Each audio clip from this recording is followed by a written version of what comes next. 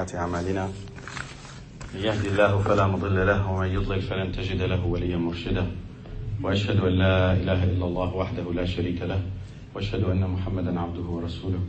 Dear brothers, we bear witness that there is no deity but Allah subhanahu wa ta'ala, and Muhammad, peace be upon him, is his servant and messenger.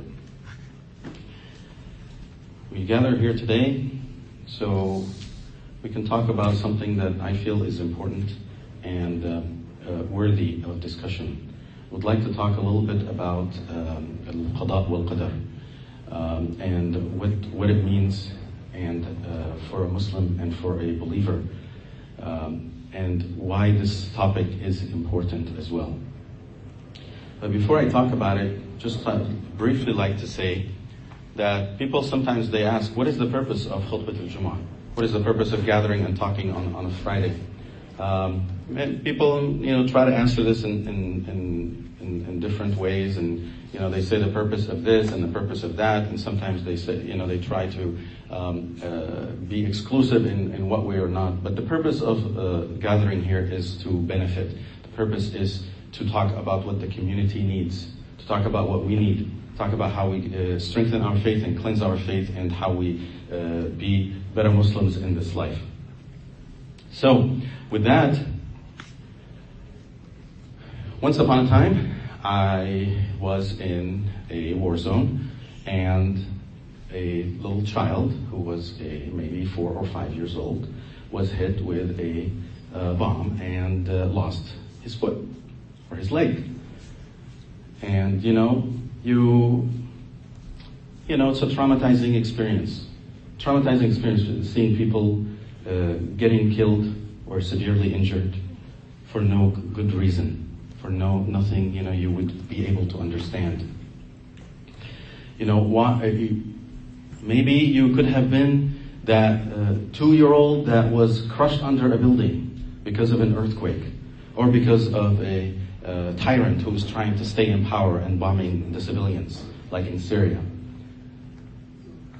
It's very shocking. It's very sad. It's almost unconceivable, and not, you don't understand why that happened. And then when something happens to you, you get sick. Sickness is not fun. It's not fun. No one can say that it's okay. So you ask yourself, even if you don't verbalize it, but maybe even consciously and without verbalizing it, you ask yourself, why me? Why this happened? And then you take those questions all the way and keep asking why and why and why. And you reach the problem that people call the problem of evil. Why is there evil in the world? And why does it happen to you and me? And in Islam, the label for that problem, the domain for that problem, the title for that problem is القضاء والقدر. And I'm here to talk a little bit about this and to try to shed some light about this. And this is not a topic that you attend one 20-minute khutbah Jum'ah and you go out and everything is fine. This is something you have to think about. Train yourself. Why is it important? It's important because many people deviate away and lose their track because of it. In fact, if you study the history of belief and atheism in Europe, it is the number one trigger of atheism in Europe in a century or two ago. So what is that? Once upon a time also, I was listening to a person who used to be a Christian, then he became an atheist, and eventually he found his way to Islam and he became a Muslim. And he said, one verse in the Quran made me become a Muslim. And that verse in the Quran, see if you can fix it. And that verse in the Quran is in Surah Al-Falaq. It's the next to last surah. And Allah subhanahu wa ta'ala says in that surah, قُلْ أَعُوذُ, I seek refuge in Allah, many things, and one of it, وَمِن شَرِّ مَا خَلَقَ, I seek refuge in Allah from the evil that He created. So he was saying that one verse has made me turn into Islam. Why? Because Western thinking is built on a concept understanding of God that believes that God is all good in the human understanding of the sense, which means that there should be no evil in the world. There should be nothing bad in the world. And they don't even remember how they got to that understanding. And so that thought process, they're boxed in a box that they don't even realize that they're boxed in. And that particular model was built by a 12th century Christian philosopher, the Trinity, the omniscient, omnipotent, and omni-good. And the entire history of Western thought process is hostage to that model. They don't even remember how it came about. But you see it everywhere. You see it on the media. You see it in academia. You see it, and it permeates now with globalization to the entire, collective intellect, as if it is a fact. Well, Allah subhanahu wa ta'ala didn't even make the issue ambiguous. He made it very, very clear. No, there is evil in this world. And at the same time, He also asked us to seek refuge in Him from that evil. Allah subhanahu wa ta'ala says, this life is hardship. وَلَقَدْ خَلَقْنَا الْإِنسَانَ فِي كَبَدٍ. It's not a cakewalk. It's not fun. There is hardship. He also says, human beings were created weak. خُلِقَ الْإِنسَانُ ضَعِيفًا. The human being was created weak. So human being was created weak, and Allah subhanahu wa ta'ala created evil, so evil is going to happen. So how do we reconcile that? How do we understand it in the grand scheme of things? Because once it happens, it is not easy to accept. And again, a lot of people start deviating and losing their faith and losing their prospect. And they lose that. They go on the wrong path of thinking. A, because of Western influence, which I briefly shed some light on. See how that starts with the wrong concept to begin with. But B, more importantly, because it's human nature. Allah subhanahu wa ta'ala says, خُلِقَ الْإِنسَانُ هَلُوعًا.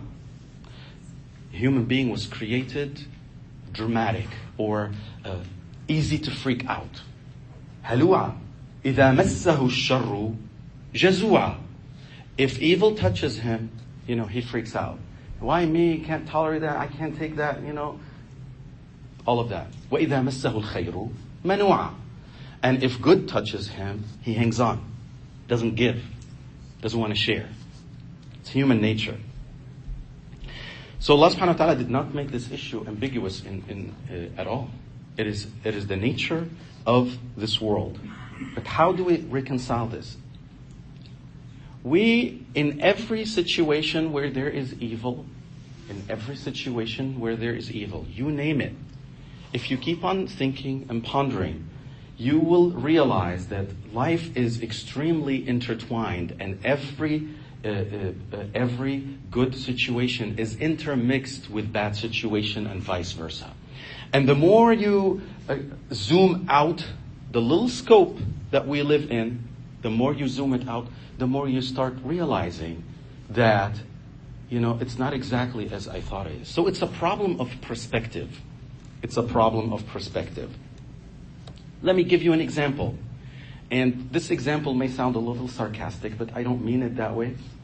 The world from a perspective of a chicken is pretty harsh. 20 million chickens are slaughtered every day. Something like 50 billion around the world in a year. The entire chicken population is slaughtered again and again and again, 6 or 7 times in a year.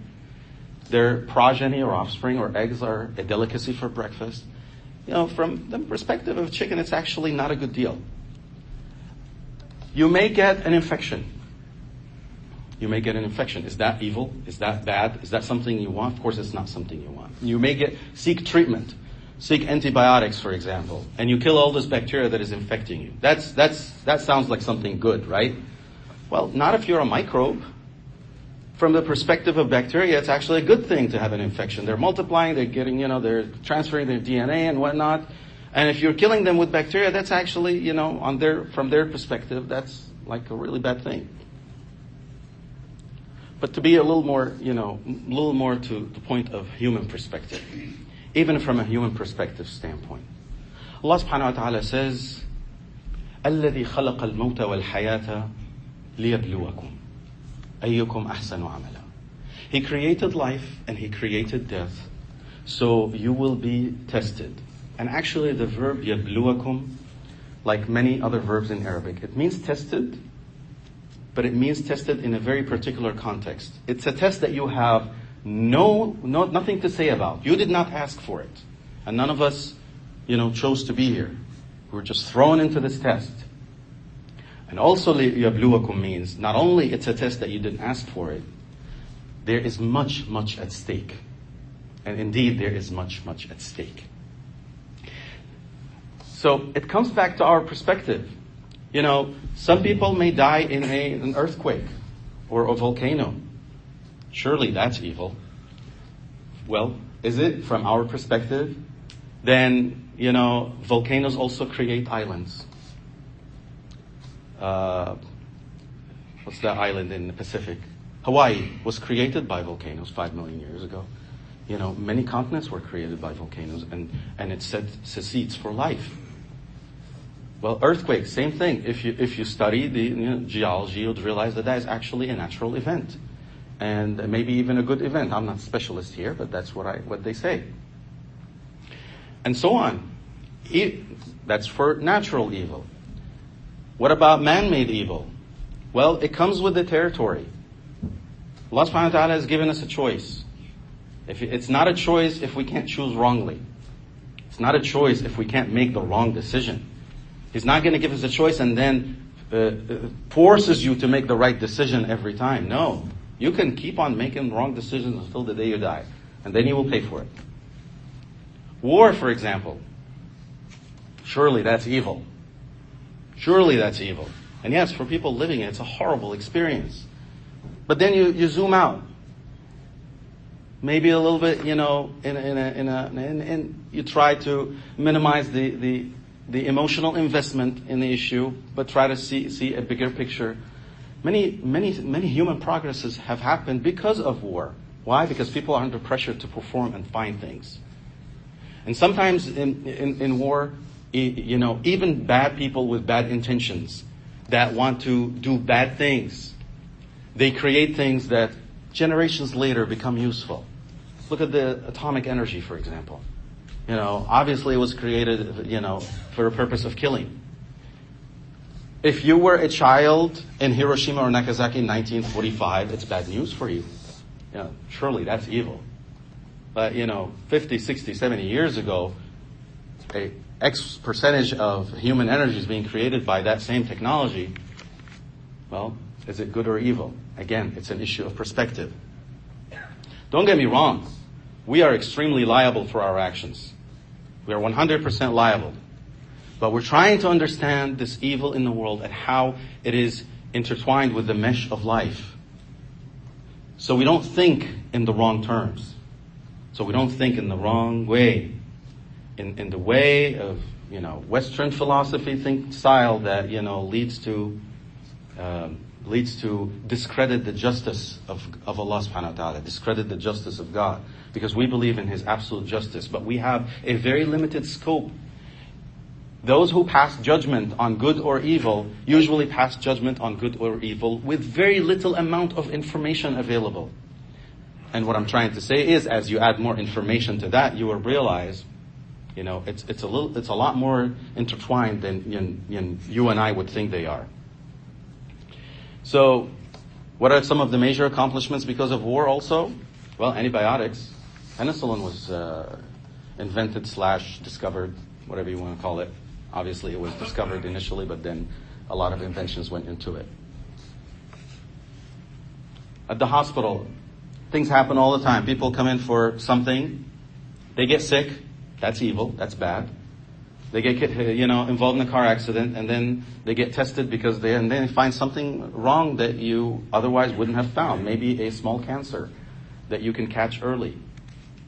Well, was that car accident bad or good? It's an issue of perspective.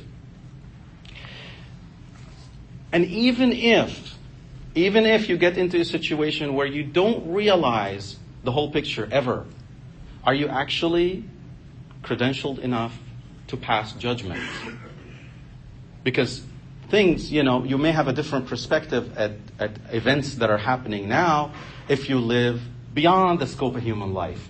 If you live 150 or 200 years, you might look back at things and look at it in a different way. It could happen. In fact, the story of life doesn't end with death. If you believe, then it's a continuum. You're moving from one phase to the next. And the life in the hereafter, the opportunities of reward by Allah subhanahu wa ta'ala are endless. So when you bring into the perspective not only this life, but the life to come, and you averages it all out together, would you have a different perspective? I'll tell you some verses of the Quran that tells us otherwise. You would have a different perspective. You may walk into a war zone, like Syria right now, and see people getting killed, just for that tyrant to sit on his chair and laugh, to get his 15 minutes under the sun. And then, all these people are dying. You look at this is not right. This is not right. Something is wrong. That's the moment where you either start thinking in the right perspective or go in the wrong path. What do the non-believers say? There is no justice in this world. It's all, random. It's this and it's that. Let's have fun. Or, if you're a believer, you look at it from a different perspective. Those people died, yes. Very horrible thing, very sad thing. We ache. We try to change things, of course, all of that. But Allah subhanahu wa ta'ala has also told us about them. Do you know what He says? He says, فرحين. They're happy. فرحين بما آتاهم الله من فضله. They're happy with what Allah has given them. Not only they are happy, but they are looking forward to those who are still in the life of dunya and still in that hardship, looking forward for them to join them. It's a very temporary issue. You can't pass judgment based on limited amount of information, limited in time and limited in scope. وَيَسْتَبْشِرُونَ بِالَّذِينَ لَمْ يَلْحَقُوا بِهِمْ مِنْ خَلْفِهِمْ. And what do they say? أَلَّا خَوْفٌ عَلَيْهِمْ.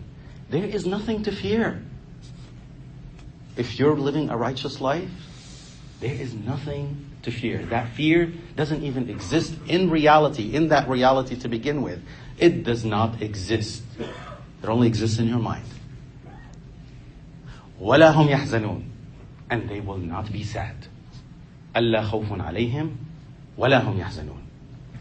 Man, would you want to be among those? So is it evil? Is it good or is it bad? Well, it depends on the perspective. On the Day of Judgment, who knows? Maybe you wish you were that 2-year-old boy that was crushed under a building, rather than to go and face a long list of things you want to account for. Maybe you wish you were that. And what about that guy that has his 15 minutes under the sun and laughing at all these corpses? Well, I'll give you again an example from the Quran. Allah subhanahu wa ta'ala says about Fir'aun, النار يعرضون عليها غدوا وعشيا. The hellfire, it's presented to them. Twice a day, in the morning and in the evening, it is presented to them. وَيَوْمَ الْقِيَامَةِ. And on the Day of Judgment. So this is happening before the Day of Judgment. And on the Day of Judgment, أَدْخِلُوا آلَ فِرْعَوْنَ أَشَدَّ الْعَذَابِ. So which party do you want to be in? Do you want to be in the party that is happy and looking forward for others to join you? Or do you want to be in the party that is being, every day you are told, look, this is what is waiting for you. That hellfire is what is waiting for you. So who is really subjected to good and evil? Again, it's an issue of perspective. With that, we have to remember something very important, just to bring things into balance. Allah subhanahu wa ta'ala, does not ask us to seek out, damage, death, injury, hardship, poverty. He doesn't ask us out. In fact, Prophet ﷺ has always asked his Lord, and we follow his example, to preserve those things that make our life possible and useful. In fact, there is a very beautiful hadith that sums it up when Prophet ﷺ says, ask for few things before 5. Ask for 5 before 5. Ask, or utilize 5 things before you lose them. Utilize life before you're dead, and utilize your health before you are sick, and utilize your wealth before you are poor, and utilize your free time before you're too busy. And there's a 5th one that I'm not remembering right now, but you get the idea. So we don't ask for hardship to come, but when it does, we have faith and we exercise patience. And we understand that Allah subhanahu wa ta'ala, nothing in this universe happens except the way He wishes it and the way He wills it. And if we don't have enough information or a big enough scope to understand, then there is faith to help us understand and stay calm. There's faith to help us stay on the right path. And this is the pivotal moment where people, just depending on how your perspective at things, you may start thinking in the right way or you start thinking in the wrong way. And at the end of the day, there's one more idea that I don't necessarily, believe or disbelieve in it, but it is definitely an idea. There are mainstream scholars, Ibn al-Qayyim al-Jawziyah to be exact, from the 6th or 7th century, that weren't even convinced that the hellfire at the end of the Day of Judgment is a forever permanent thing. And they have an argument which you may agree or disagree with. This is a mainstream issue. This is not a random, it's just not talked about. So some people, even when they take this idea of problem of evil to the extreme, they even start thinking about, well, what about the hellfire? I mean, forever and ever and ever and ever and ever. Whatever the bad deed that you have done or the sin that you have done, is it really equivalent to a permanent punishment that will never end? Well, that line of thinking is also used by atheists to shake people's minds and understanding and faith. And this is why I bring it in, because it is used. So what is the answer to that? The answer to that is we simply don't know. Our understanding of the Quran says this. Some scholars disagree. Some main scholars disagree and say, no, it's not permanent. Well, certainly for some people it's not permanent. We know that for a fact. But some scholars even disagree with we don't understand time. We don't understand what time is. Nobody understands what time is. So how are we supposed to understand what the hereafter reality is? We don't know what they are. But what we believe in Allah's permanent justice. And if we believe in Allah's permanent justice, then there is no issue to worry about to begin with. Again, all of these things are problems in how you think and approach a particular problem. It's a problem how you analyze. It's an issue of perspective. قولوا قولي هذا واستغفر الله العظيم.